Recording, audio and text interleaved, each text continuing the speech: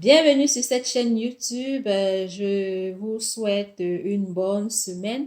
Je reviens cette semaine avec ma recette de mayonnaise inratable, comme le titre l'a mentionné, parce que oui, c'est une recette que j'ai beaucoup cherchée. J'ai regardé des centaines de recettes sur YouTube. Je ne me retrouvais, mais pas du tout.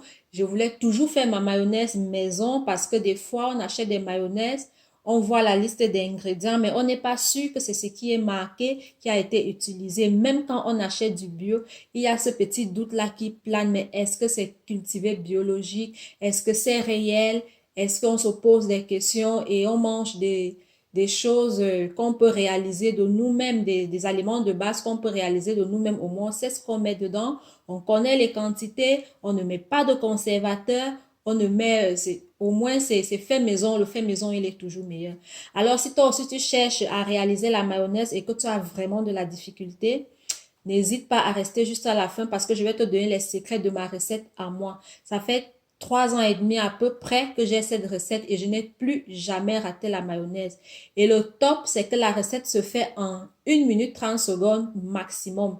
Des fois, en 1 minute, tu la fais. Quand tu as la main, quand tu connais, je veux pas exagérer, mais la recette en 45 minutes, en 45 secondes, pardon, ta mayonnaise, elle est montée. Tellement facile, inratable et très très bon. Alors, je vais prendre la peine de bien expliquer pour qu'au premier essai, vous puissiez réussir. Euh, je vais faire aussi une parenthèse. Je constate que j'ai des visionnements de personnes timides comme moi, certainement qui s'assemblent, se ressemblent. Mais j'aimerais bien que vous me fassiez signer en commentaire, que vous me laissez des pouces blancs et que vous n'hésitez pas à continuer à vous abonner. J'ai des abonnés timides qui regardent beaucoup mes vidéos, mais qui ne participent pas plus, qui ne sont pas très actifs. J'aimerais bien échanger avec vous parce que je ne suis pas un dieu, je ne suis pas un sabitou, entre guillemets, comme on disait souvent quand on était petit. Je ne sais pas tout non plus. Et dans le résumé de ma chaîne, j'ai dit que je venais aussi apprendre de vous. Donc, n'hésitez pas, quand vous regardez une de mes vidéos, si vous avez une remarque à me faire, pas d'injure surtout parce que là, c'est mal poli, mais j'aimerais bien des remarques constructives parce que ensemble, on apprend tous les jours et ensemble, on peut aller loin. Donc, ça, c'était la parenthèse. Alors, les trucs pour réussir ma mayonnaise à moi, pour ne pas la rater, déjà, je vais vous dire, je vais vous montrer les ustensiles très importants pour réussir ma recette de mayonnaise. Déjà, évitez ça, ce batteur. Lui, il faut l'oublier, ça là. Je vais mettre ça pour que vous sachiez bien de quel batteur je parle. Lui là, ça, moi, j'ai jamais réussi à faire la mayonnaise avec parce que je crois qu'il éparpille les ingrédients et c'est pas bon. La mayonnaise, en fait, pour qu'elle monte, il faut que ça aille très vite et il faut que les ingrédients soient comme condensés. Donc ça, déjà, c'est à proscrire. N'utilisez jamais ça si vous voulez faire la recette que je vais vous donner. Ensuite, évitez d'utiliser des contenants larges. J'estime que c'est large parce que, comme j'ai dit, la mayonnaise, quand tu veux la réaliser, elle aimerait bien être condensée, j'ai l'impression, d'après mes multiples essais. Ça, c'est large parce que les ingrédients auront tendance à s'éparpiller là-dedans. Donc, évitez des contenants là. J'avais un autre contenant là. Ben, je sais plus, peut-être je ne l'ai pas mis, il était aussi large aussi. Par contre, ce que je vais vous demander de privilégier, d'utiliser, que je vais utiliser d'ailleurs tout à l'heure, c'est ce genre de batteur, lui. Avec ça, on réussit facilement la recette que je vais réaliser. Je sais qu'il y a des gens qui utilisent ça et qui montent leur mayonnaise très facilement. Elle est très bonne, ils la réussissent. Mais pour les paresseuses comme moi et des personnes qui n'ont pas la chance de réussir la recette de Monsieur Tout le Monde, moi j'ai trouvé qu'avec lui, c'est sans faute. On réussit toujours. Il y a des gens qui réussissent à la monter aussi à, comment dire, à la fourchette tout simplement. Moi, je n'y arrive pas. Au batteur manuel aussi, moi, je n'y arrive jamais. Et qui vont ingrédient par ingrédient, ils mettent de l'huile au fur et à mesure. Ça, je n'y arrive pas. Moi, j'ai remarqué que la mayonnaise, il faut que tous les ingrédients, autant pour moi, soient dans un récipient, tous ensemble, et que tu les montes très rapidement d'un coup et qu'ils soient condensés. C'est comme ça que j'ai réussi à faire la mayonnaise. Privilégiez plutôt aussi ce genre de récipient, ce genre de contenant, de bocal. Pourquoi? Parce que il est petit. Il faut juste se rassurer que dans votre bocal étroit, entre guillemets, que lui, ce batteur, il puisse rentrer. Parce qu'on va mixer directement. L'avantage, c'est que vous pouvez finir de mixer, vous nettoyez votre batteur, vous enlevez et vous prenez immédiatement le couvercle, vous refermez et vous mettez dans le frigo. Ça, ce bocal, tout le monde peut le trouver. Là, moi, j'ai un bocal de cornichons. Il y a des bocaux de lait, d'autres mayonnaises. Vous pouvez acheter votre dernière mayonnaise parce que je vous assure, une fois que vous allez faire cette recette, vous n'achèterez plus jamais de la mayonnaise en commerce. Ou alors, si vous voulez, l'avantage aussi, c'est que vous pouvez faire en plus grande quantité. Il suffit d'enlever ce papier que je vais d'ailleurs enlever pour que vous voyez comment la mayonnaise, elle monte sous vos yeux immédiatement. Et c'est ça. Ou alors, vous la faites là et vous la transvasez dans un autre récipient approprié, plus joli pour la présentation, pour servir à table, pour que ce soit plus présentable. Et autre chose aussi, vous n'avez pas besoin de conservateur dans votre mayonnaise. Pourquoi? Parce que dans la recette que je vais vous présenter tout à l'heure, on met du citron. Et vous savez tout comme moi que le citron est un conservateur.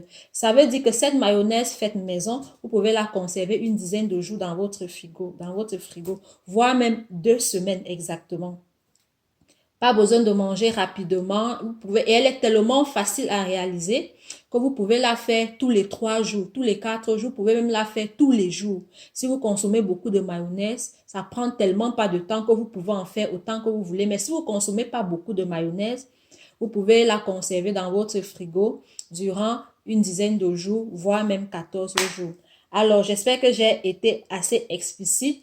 J'ai pris la peine de bien expliquer pour que en un essai, que ce soit très facile déjà à la compréhension et que quand vous allez la réaliser, vous puissiez réussir d'un coup. Alors, maintenant, je vais passer à la réalisation de la mayonnaise, bien entendu. N'hésitez pas à me donner vos impressions en commentaire. Et surtout, si vous l'essayez, je vous conseille de le faire. Si vous essayez, revenez me dire si vous avez réussi. Et si vous n'avez pas réussi et que vous avez rencontré une difficulté, n'hésitez pas à poser votre problème en commentaire. Je serai ravie de vous apporter un peu plus d'éclaircie. Merci et je vous dis à la recette. On a notre bocal là où on va mixer la mayonnaise. J'ai eu du mal à enlever le papier qui est là. Si quelqu'un sait comment ça se passe très facilement, vous pouvez me dire, à me donner l'astuce en commentaire, comment enlever. J'ai eu du mal à gratter et il y a encore un petit peu de colle là. Donc j'ai tenu à enlever le papier pour que ensemble vous puissiez voir comment la mayonnaise, elle monte. C'est pas du montage en fait, c'est pas la tricherie, elle va monter sous vos yeux et il fallait que le bocal soit transparent. Donc pour réaliser la mayonnaise, nous aurons besoin d'un verre d'huile de canola, d'un œuf entier, donc le jaune et le blanc, du jus de citron. Si vous avez du citron en fruits, la moitié d'un fruit comme ça, j'ai déjà pressé, là j'ai coupé la moitié. Par contre, si vous avez du citron en liquide, vous mettez une cuillère à soupe. Je mettrai bien entendu tous les ingrédients encore dans la barre d'infos. Précision aussi pour la moutarde, privilégiez la maille originale. Cette maille là, elle est plus épaisse et elle vous aide facilement à réaliser votre mayonnaise. Si vous avez ce genre de moutarde comment je vais dire, ce format, elle est un peu trop liquide, cette moutarde. Vous risquez de ne pas réussir. Donc, il faut privilégier celle-là. C'est elle que j'ai mesurée là déjà. Une grosse cuillère à soupe de moutarde. Vous pouvez mettre 1,5 si vous voulez que votre mayonnaise soit très très épaisse. Mais si vous l'aimez un petit peu fluide, vous mettez une cuillère à soupe. Moi, j'ai mis 1,5 cuillère là, une grosse cuillère à soupe avec une autre cuillère, la moitié. Du sel, juste 2 pincées de sel, ça ira. Pourquoi? Parce que la moutarde, elle est déjà salée. Du poivre au choix, bien entendu. Moi, j'aime bien mettre un petit peu de poivre. Et du persil au choix aussi parce que j'aime ce petit verre là qui est à l'intérieur de la mayonnaise. D'où l'avantage de faire maison aussi parce que on a le libre choix de mettre ce qu'on veut, de présenter comme on veut, de rajouter et d'enlever ce qui nous chante. Donc, le poivre et le persil, c'est au choix. Je vais verser mon verre d'huile de canola.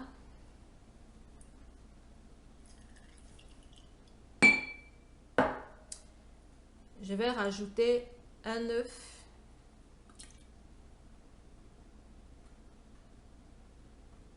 L'avantage aussi, c'est que vous pouvez acheter des œufs bruns, des œufs élevés, des œufs de poule élevés en air libre, etc., etc. Pour avoir vraiment une mayonnaise de qualité.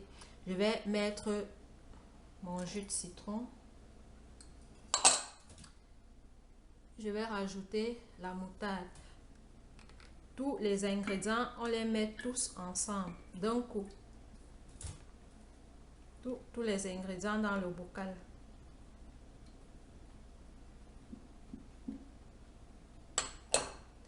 Je vais mettre mon persil qui est au choix pour mettre un petit peu de couleur. Je vais mettre deux pincées de sel. Une et deux, juste un petit peu. Et bon, le sel c'est au goût. Si vous aimez beaucoup salé, vous en mettez plus. Mais faites attention parce que la moutarde est déjà salée. Et un petit peu de poivre.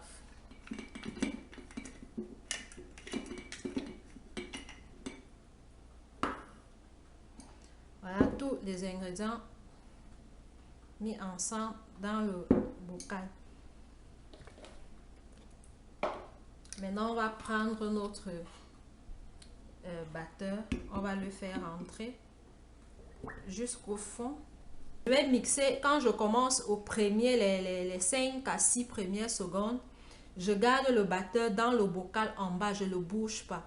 Et à un moment, quand j'ai commencé après les premières secondes, je vais faire ce mouvement de dessus, dessous, dessus, dessous.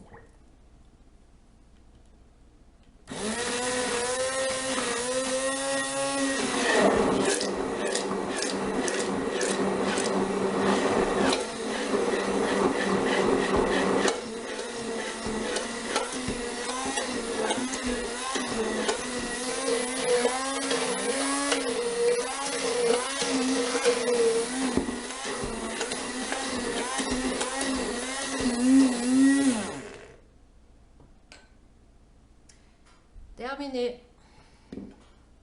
Alors, je vais essayer de nettoyer un petit peu.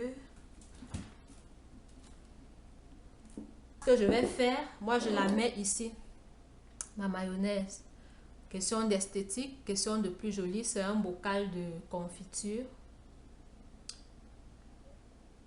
Je trouve que c'est plus joli et j'ai identifié là au-dessus parce que ça va dans le frigo comme ça.